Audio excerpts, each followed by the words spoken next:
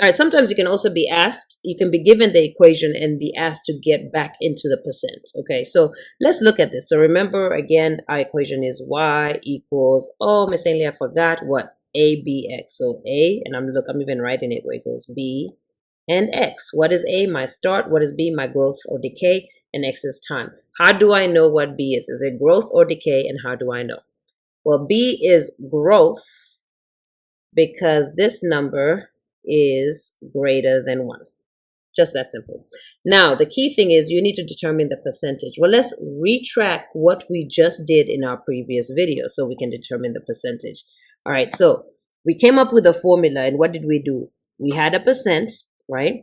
Then our first step is what you had to do to that percent is divide by 100, okay? Then the second step is once you divided by 100, you added 1 to that value, okay? This was what is in our new B, our new parentheses. And this gave you B. So again, if you're in percent, you divide by 100.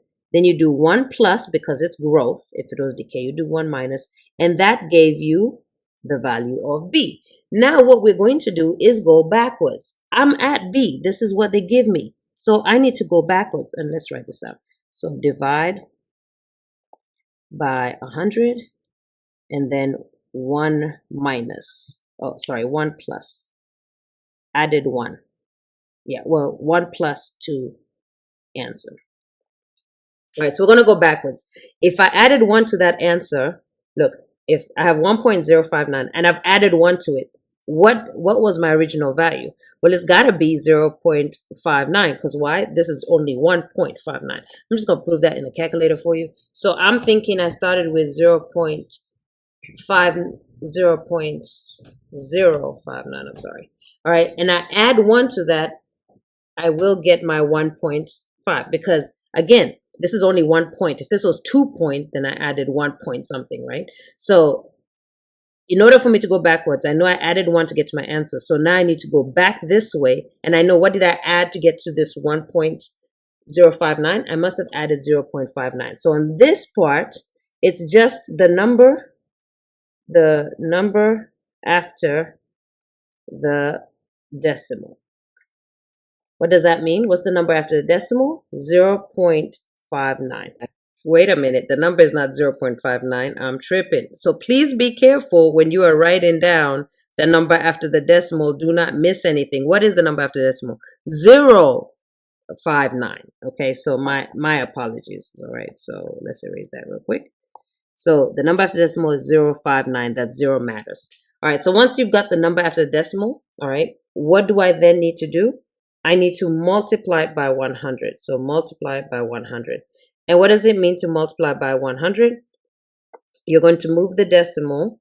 You're going to move the decimal 2, right, to the right. So 1, 2. So I'm going to get 5.9%. And again, if you have issues remembering that, you can just put it at 0.059 times 100. Yep, 5.9. All right, so now I'm saying my answer is 5.9%. We are going to check that just in case. All right, so we're going to check that.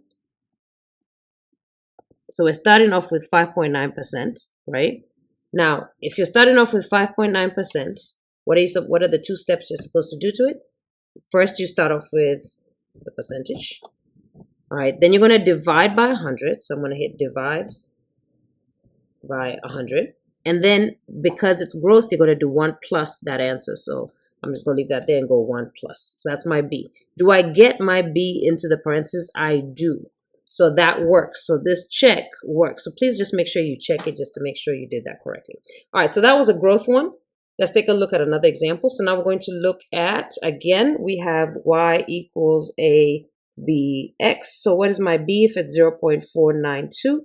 It is decay. Why is that decay? Because B is less than 1 and greater than 0. That's why it's decay. All right, now, so again, 2 steps for the decay problem. You start off with a percent. Step number 1 was to divide by 100. And I'm going to write it in short. So divide by 100. All right, so divide by 100. Step 2, instead of 1 plus, because growth is growing, decay is decreasing, it's going to be what? 1 minus whatever you get. So then it's going to be 1 minus. All right, so that's going to give me my B. Now I need to go backwards. So now my answer right now, my B is 0.492. This number has had 1 minus the number. So let me show you what that looks like mathematically. 1 minus is, oh, not that, sorry. 1 minus some number is 0.492.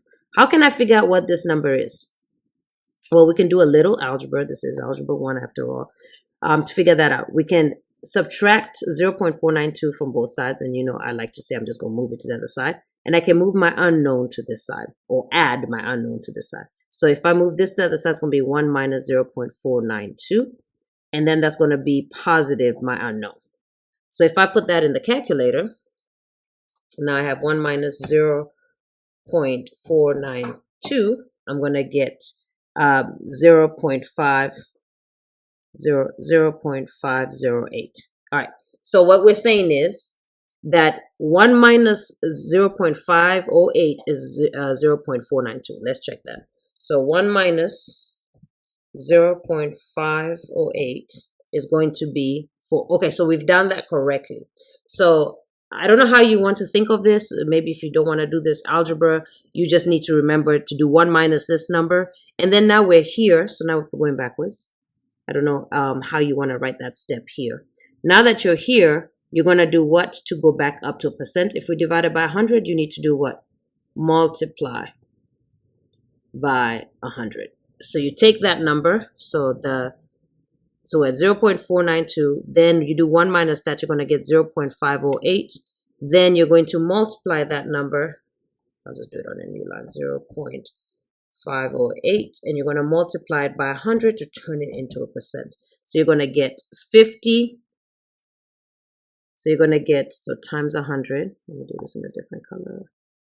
So times 100, and we know we moved the decimal 2, so which is going to be 50.8%. Now we're going to do our check. So 50.8% is what we start with. So I'm going to get rid of everything else. I'm going to start with 50.8%. What are 2 steps? First step, divide by 100. So I'm going to hit divide by 100. If it was growth, it would be 1 plus. If it's decay, it's 1 minus. Now, be very careful.